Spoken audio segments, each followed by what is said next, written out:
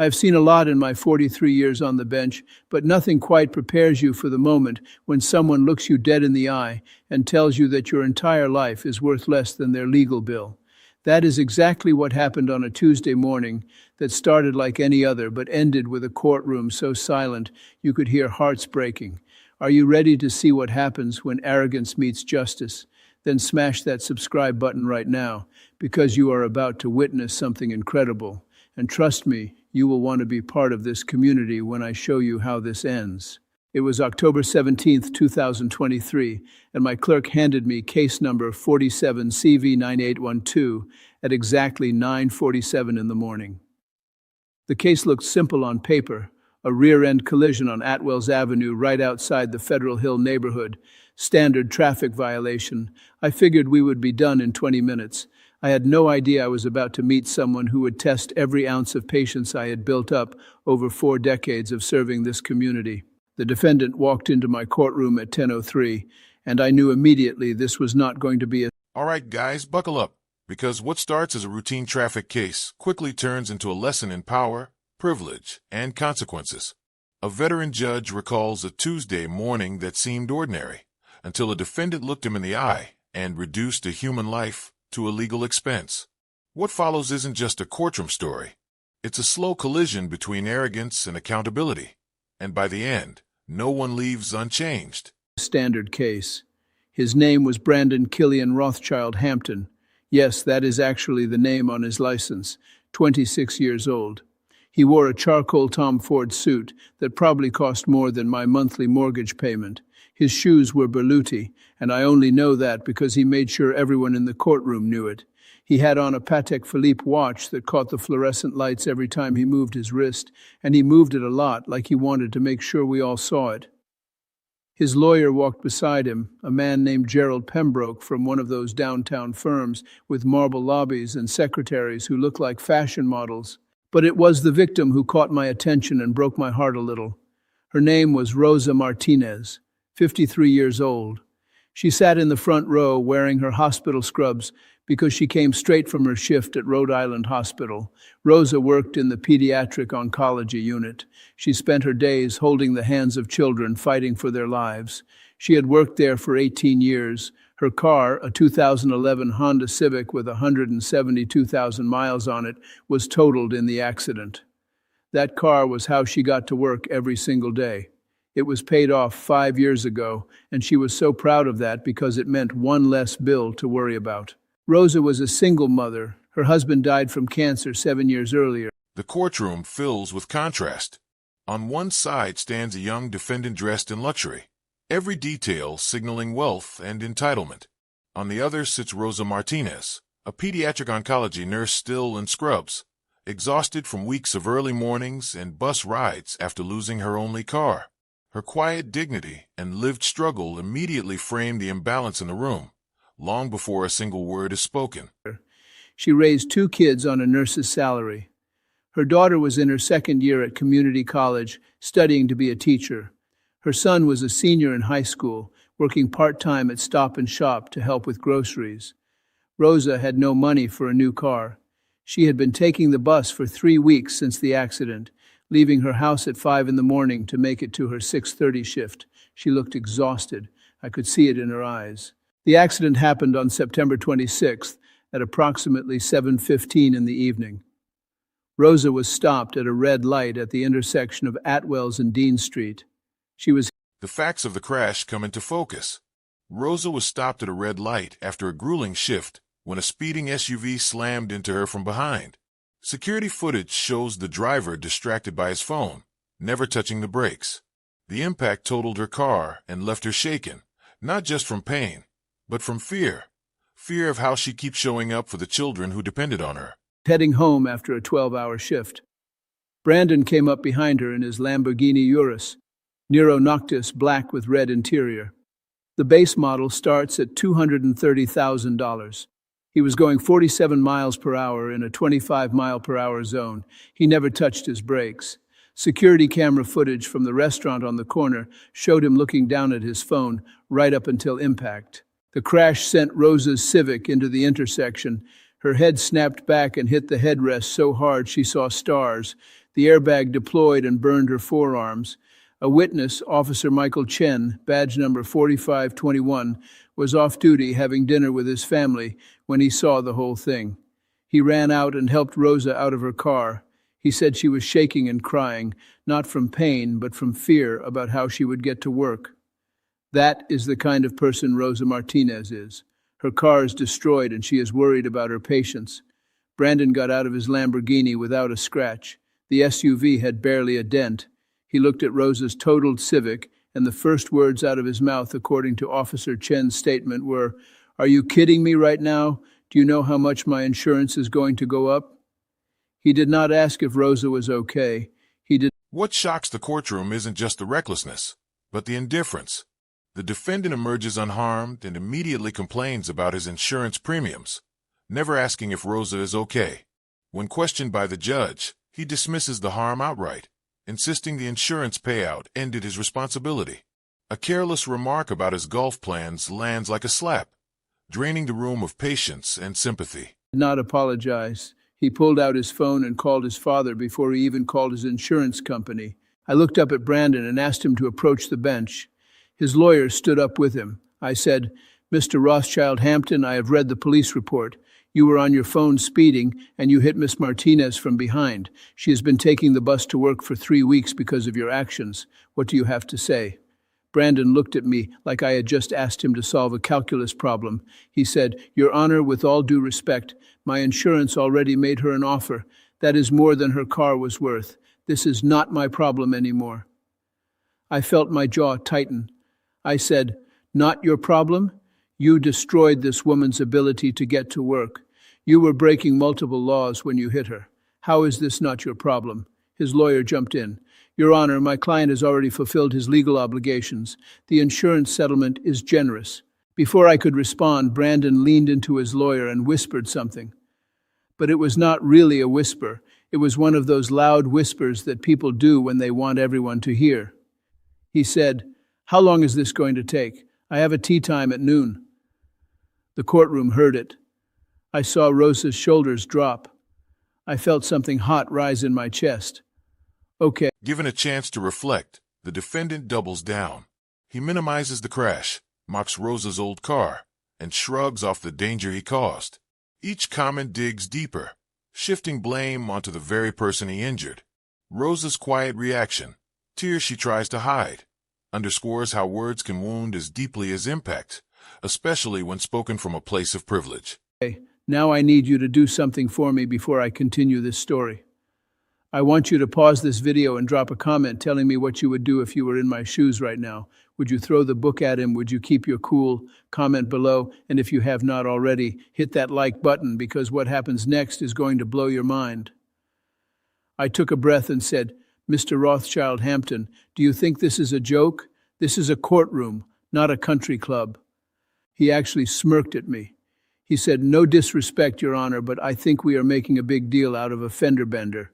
My insurance paid. She got more than her car was worth. I do not see what else there is to talk about." I said, What else there is to talk about is that you were driving recklessly. You could have killed someone." Brandon shrugged, actually shrugged in my courtroom. He said, "I was not trying to hit her. It was an accident. That is why they call it an accident. Look, I am sorry her car was old and could not take a hit. Maybe she should have been driving something safer. My Urus did not even crack the bumper." I heard Rosa let out a small gasp. The tone shifts when new evidence appears. Social media posts surface, revealing the defendant laughing about the crash, bragging about his undamaged luxury vehicle, and belittling Rosa's car as a death trap. The courtroom goes silent as screenshots tell a story of cruelty and pride. What was once arrogance now looks like something far more troubling: total lack of humanity. I looked over at her and saw tears in her eyes. This man was standing in my courtroom blaming her for driving an old car because she could not afford a new one. He was mocking her poverty like it was a character flaw. I said, "Mr. Rothschild Hampton, I suggest you choose your next words very carefully." He said, "Your Honor, I'm not trying to be rude, but this is a waste of my time. If Miss Martinez needs a better car, maybe she should look into financing options. There are programs for people in her situation. people in her situation. He said it like Rosa was some kind of charity case. I was about to respond when my bailiff, Tommy Ricci, came up to the bench. He handed me a folder. He leaned in and whispered, "Judge, you need to see this. It just came through from the prosecutor's office." I opened the folder and found printed screenshots from social media. Instagram, Brandon's Instagram account, which was public. The username was @Rothschild_Brandon with a blue verification check mark. The screenshot. Confronted with his own words, the defendant falters. His confident mask cracks as the judge reads the posts aloud, exposing the mockery and absence of remorse. Rosa watches, realizing the man who upended her life never truly saw her as a person. For the first time, the defendant has no clever response, no dismissive shrug, only discomfort under the weight of truth. Shots were from the night after the accident, September 26th around 11:30 p.m. The first image showed Brandon at some upscale restaurant downtown. He was holding a cocktail, smiling at the camera. The caption read, "Rough day, but we move. Nothing a little Macallan 25 cannot fix." There were laughing emojis. The second screenshot was from his Instagram story. It was a video of his Lamborghini. The camera panned over the front bumper. His voice on the video said, "Bro, this thing is a tank. Hit some lady's beater today, and my girl does not even have a mark. Built different." You could hear people laughing in the background. The third screenshot made my blood boil. Brandon replied to a comment, "Yeah, man, all good. Insurance is handling it. Apparently her car was held together with duct tape and prayers, LMAO. Not my fault she was driving a death trap." I closed the folder. I looked up at Brandon. I said, "Mr. Rothschild Hampton, are you active on social media?" He looked confused. He said, Yeah, I have Instagram. Why?" I said, "Did you post about..." Just as the moment settles, the stakes rise again. A driving record reveals repeated violations, proof this wasn't an isolated lapse. Then a federal agent enters, quietly informing the court that the defendant is under investigation for massive financial fraud. The revelation reframes everything. This isn't reckless youth. It's a pattern of entitlement, exploitation, and belief in immunity from consequences. "This accident on your Instagram account?" His face went pale. His lawyer immediately said, "Your Honor, I do not see how my client's social media activity is relevant to this traffic case." I said, "I will decide what is relevant in my courtroom. Mr. Rothschild Hampton, I will ask you again, did you post about this accident?" Brandon swallowed hard. He said, I might have mentioned it. I do not remember exactly." I pulled out the screenshots and held them up. I said, "You called Miss Martinez's car a beater and a death trap. You laughed about the accident. You showed no remorse whatsoever. In fact, you seemed proud that your expensive car was not damaged." The courtroom was dead silent. Rosa was staring at Brandon with a look I have seen 1,000 times. It is the look of someone realizing that the person who hurt them does not see them as human. Brandon's lawyer was whispering urgently to him now. Brandon said, "Your Honor, that was just like social media talk. I did not mean anything by it." I said, "You did not mean anything by mocking a woman whose life you disrupted?" He had no answer. For the first time since walking into my courtroom, Brandon Rothschild Hampton did not have a smug response. Now here is where things get really interesting, and I know you are hooked because you have made it this far. But before I tell you what happened next, I need to ask you something. Do you think people like Brandon ever face real consequences? Drop your honest opinion in the comments and make sure you have got that subscribe button clicked because this story is about to reach a level you will not believe. Tommy came back up to the bench with another piece of paper. He said, "Judge, the DMV just sent this over, his driving record." I looked at the paper. Brandon had 3 speeding tickets in the last 18 months. 2 of them were for going more than 20 miles over the limit. One was... The judge addresses the behavior head-on, calling out the contempt shown toward the court and toward Rosa. When the defendant scoffs at a modest request for help and insults the judge's own worth, the room freezes. It's a line crossed, not just legally, but morally. Decades of restraint give way to resolve as the court prepares to respond decisively. For running a red light. He had paid all the fines, which were probably pocket change to him, but he had learned nothing. Then the courtroom door opened. A man walked in wearing a federal agent's badge. His name was Special Agent Marcus Townsend from the FBI's White-Collar Crime Division. He approached the bench and asked to speak to me and the prosecutor. We had a sidebar. Agent Townsend said, "Your Honor, I apologize for interrupting, but Brandon Rothschild Hampton is a person of interest in an ongoing federal investigation. We have been monitoring his activities for 6 months. We believe he has been involved in a cryptocurrency fraud scheme that has defrauded investors of over $40 million. His father is also under investigation." I looked at Agent Townsend and said, "Are you planning to arrest him today?" He said, "Not today, Your Honor, but soon. I just wanted you to know who you are dealing with. This is not just some spoiled rich kid. This is someone who has been systematically stealing from hard-working people for years. Most of their victims are elderly people who invested their retirement savings." I felt sick. This man had been sitting in my courtroom acting like he was above it all, and the whole time he was a federal criminal. I thanked Agent Townsend and returned to the bench.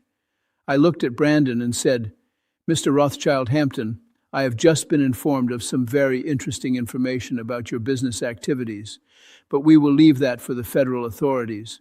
Right now, I need to address your behavior in this courtroom." Brandon looked nervous now. Really nervous. His lawyer was shuffling papers and looking like he wanted to be anywhere else. I said, "You have shown contempt for this court. You have shown contempt for Miss Martinez. You have demonstrated through your social media posts." The verdict lands with force. Guilty findings, steep fines directed to Rosa, repayment of lost wages, and mandatory community service in the very hospital where she works. Each sentence is deliberate, designed not just to punish, but to confront the defendant with the human cost of his actions. The courtroom feels the shift. Justice no longer abstract, but personal. That you believe you are above the law. You think your money makes you untouchable. Brandon started to speak, but I held up my hand. I said, "I am not finished. Miss Martinez is asking for $10,000 to cover the cost of a reliable used car. Your insurance offered $8,000. She is asking for an additional $2,000 from you personally." His lawyer said, "Your Honor, my client is not obligated to pay beyond what insurance covers." I said, "Perhaps not legally obligated in the strictest sense, but there is something called moral obligation. There is something called human decency. Your client has demonstrated neither." Brandon could not help himself. He muttered under his breath, but loud enough for people to hear, $2,000, that is like a dinner for me. And then he made his biggest mistake. He looked right at me and said, "Your Honor, no offense, but my lawyer costs more per hour than what you probably make in a day. I think we are done here." The courtroom exploded, not with noise, but with shock. I heard gasps. I saw Rosa put her hand over her mouth. Officer Chen stood up like he was ready to intervene. Tommy looked at me with wide eyes. I have been a judge for 43 years. I have been insulted before, but I have never, in all my years on the bench, had someone tell me that I was worth less than their legal bill. This was not just an insult to me. It was an insult to every hard-working person who plays by the rules and tries to do the right thing. I took a long breath. I could feel my father's voice in my head. My father was a factory worker who taught me that a person's worth has nothing to do with their bank account. I said very calmly, "Mr. Rothschild Hampton, did you just tell me that your lawyer costs more than I make?" He realized his mistake. His face went red. Brandon said, I did not mean it like that, Your Honor." I cut him off. Then comes an unexpected reckoning. The defendant's mother enters, furious and unflinching. She apologizes, writes a generous check to Rosa on the spot, and strips her son of privilege and protection. Her words cut deeper than any ruling, drawing a clear line between inherited wealth and earned dignity. Rosa's tears now come from relief, not fear. I said, "No, I think you meant exactly what you said. You think because you have money, you are better than the people in this courtroom. You think you are better than Miss Martinez, who saves children's lives every day. You think you are better than Officer Chen, who protects this community. You think you are better than me." The courtroom was so quiet, I could hear the air conditioning humming. I said, "Here is what is going to happen. I'm finding you guilty of distracted driving, excessive speed, and failure to maintain a safe distance. I am fining you $5,000. Every penny of that fine will go directly to Miss Martinez to help her purchase a new vehicle." Brandon's lawyer stood up. "Your Honor, that is highly irregular." I said, "I am also ordering you to pay Miss Martinez's lost wages for the 3 weeks she has had to take the bus. That is an additional $1,800 based on her hourly rate and missed overtime." Brandon's face was bright red now. He said, "This is insane. You cannot do this. If you are watching this and your heart is pounding right now, I need you to do something for me. Hit that subscribe button and turn on notifications because stories like this need to be told. We are building a community here of people who believe that justice is not just for the wealthy. Join us. Comment below and tell me if you think I went too far or not far enough." I said, "I am also ordering you to perform 200 hours of community service. You will perform this service at Rhode Island Hospital in the Pediatric Oncology Unit, where Miss Martinez works. You will clean rooms, deliver meals, help transport patients, and do whatever the staff needs you to do. You will do this on weekends and evenings." His lawyer was frantically flipping through law books. Brandon looked like he might throw up. I said, "And finally, you will write a letter of apology to Miss Martinez, a real apology, not something your lawyer drafts. I want to hear in your own words that you understand what you did. You will read that letter out loud in this courtroom 2 weeks from today, and Miss Martinez will decide if it is sincere enough to accept." I looked at Brandon's lawyer and said, "Mr. Pembroke, your client can appeal any of my decisions, but I promise you, given what Special Agent Townsend just told me about your client's other activities, I would not recommend drawing more attention to him right now." The lawyer sat down. He knew I was right. I looked at Brandon and said, "You told me your lawyer costs more than I make. You might be right. I do not make much by your standards. But I will tell you what I have that you do not have. I have respect. I have dignity. I have the trust of this community. When I go home at night, I sleep well because I know I spent my day trying to make things a little more fair for people who do not have teams of expensive lawyers. Can you say the same?" Brandon was shaking.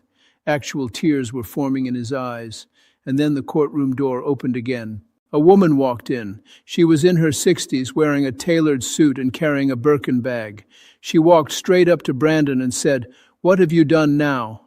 It was his mother. Someone in the courtroom had called her. She looked furious. She turned to me and said, "Your Honor, I am Catherine Rothschild Hampton. I apologize for my son's behavior. This is unacceptable."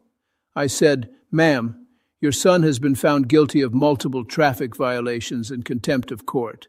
He has been ordered to pay fines and perform community service."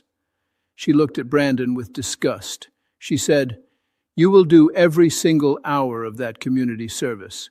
You will write that apology, and when you are done, you will come work in your father's mailroom because you are clearly not mature enough to be trusted with anything else." Brandon looked at his mother with shock. He said, "Mom, you cannot be serious." She said, "Your father and I are already dealing with enough problems because of your reckless investment schemes. Now you are in here mocking nurses and insulting judges. You have embarrassed this family for the last time." She turned to me and said, "Your Honor, I want you to know that not everyone in our family thinks money makes them better than other people. My father was a plumber. He built this family's wealth from nothing. He would be ashamed of what his grandson has become." Weeks later, accountability completes its arc. The defendant returns humbled, apologizes publicly, and acknowledges what he learned through service and hardship. Rosa accepts, her life restored with a reliable car and renewed dignity. The story closes with a reminder that justice is about people, not status, and that respect, once lost, must be earned back. Like the video, subscribe to the channel, and we'll see you in the next video.